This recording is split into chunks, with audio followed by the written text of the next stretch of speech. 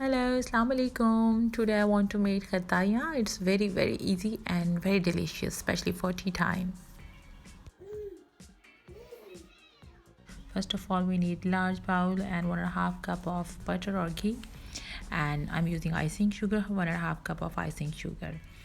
I'm using ground almonds, half cup of ground almonds, 2 cup of plain flour, 3 tablespoon of gram flour, 1 teaspoon of baking powder, spoon of baking soda, and 1 teaspoon of green cardamom powder. First, we need to add sugar in the clarified butter and mix very well.